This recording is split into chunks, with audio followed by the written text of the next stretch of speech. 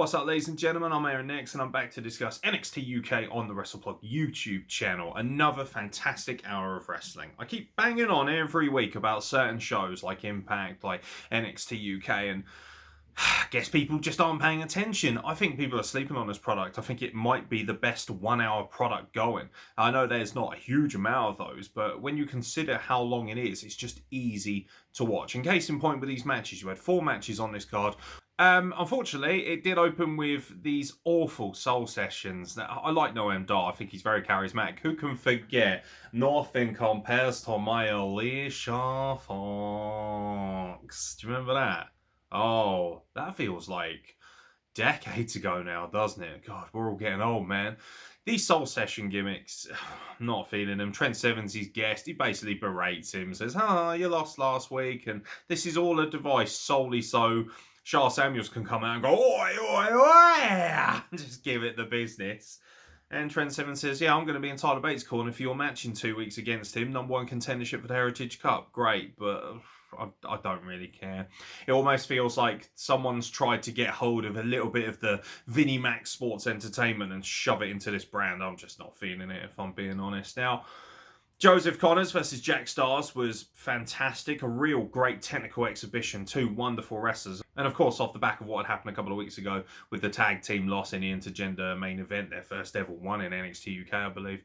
Obviously, Joseph Connors was out for revenge, and he got it, beating Jack Stars. But a great match. And Jack Stars all of a sudden has gone from being the little guy who gets waffled around to being a genuine, really likeable and lovable underdog. And a lot of that has to do with his association with Piper Niven. The segment they had backstage as well felt so organic and real, genuinely quite cute and sweet. You know, he says he's sorry, and she's just like trying to perk him up and gives him a big old hug, and you thought, I want a hug from Piper Niven.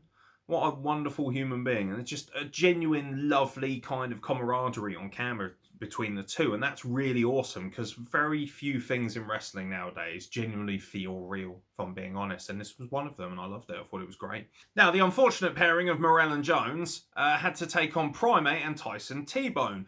T-Bone is the new member of Eddie Dennis's little faction, and I really like Eddie Dennis in the manager role a lot more, actually. Always been a world-class wrestler, in my opinion, Eddie Dennis, and a really lovely guy outside of the business. But let's not forget, this is a guy who gave up his full-time job as a head teacher, a very well-paid and very respected job in this country, to pursue his career further as a wrestler and try and go full-time. So I'm very proud of him that he's on a high-level brand and he's under the WWE marquee, because he's a guy who deserves it more so than many. It's very difficult to walk away, to sacrifice your life for your dreams like that, and I think that's really something that is commendable. This match was great, physical, violent. Really like the tag team of Tyson, T-Bone and Primate. By the way, T-Bone is in the best condition I've ever seen him. Wow.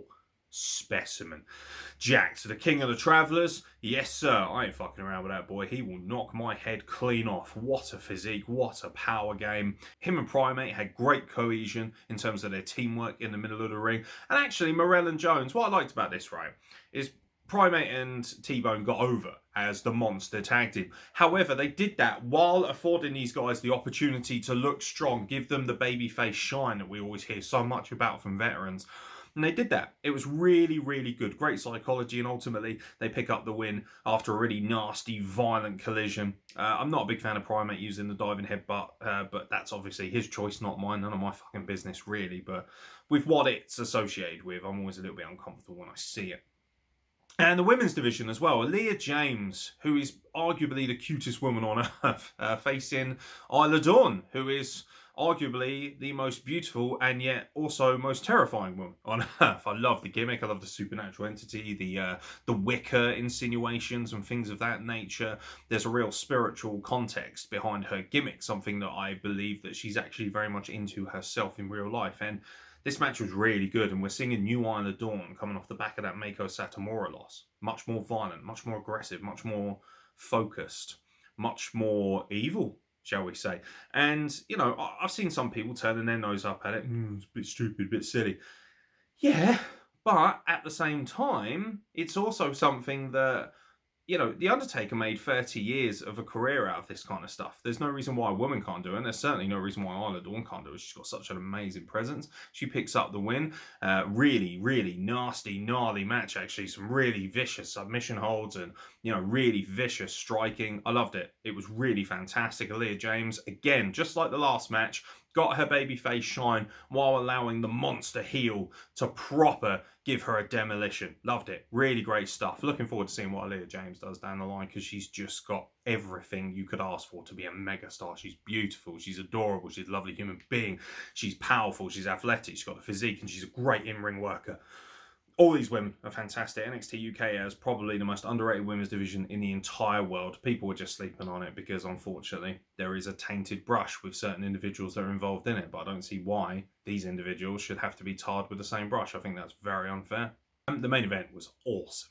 Oh, this is going into my match of the year contender. This is definitely my favourite match I've seen in NXT UK so far. No disqualification. Ilia Draganov versus Sam Gradwell. The whole story has been that Gradwell has been trying to lure this monster out of Elia Draganov. He's pushed him too far, and all of a sudden you're seeing a very emotional and very complex psychological story being told, particularly from Elia Draganov, who, by the way, after this match has confirmed my suspicions. He is by far and away the best facial seller in all of wrestling. His facials and his noises and the way he conveys pain is the best in the world. I am yet to see anyone who comes close. Not even close. He is so good. He genuinely makes you think he's at the edge of agony. He is incredible at his job. He's a specimen. By the way, Gradwell has come along so far from that first NXT UK tournament. Just looked like a big jacked pasty fella from Blackpool. Now all of a sudden, he feels like a legitimate threat, a legitimate fighter. He looks great. I love the mohawk. I love the jacket. He's become a great in-ring talker as well. Gradwell is well on his way to being a top quality opponent. Would like to see this lad get even more of a push. I think NXT UK is really doing great business right now, and this main event was fan-fucking-tastic. For a lot of people, Elia Draganov was the match of the year against Volta last year. He proved in this match why he gets the kind of plaudits he does, because he was world class. Both men are masterful. This is my rivalry of the year so far. It really is. I thought it might have been Roman Reigns versus Daniel Bryan, but actually, I think I might have to go with Gradwell versus Ilia Draganov so far, because the psychological story that's been told has been phenomenal. Some of the spots were violent and nasty. Him getting smacked around the head with a ring bell, the use of chairs, and all of it was really simplistic.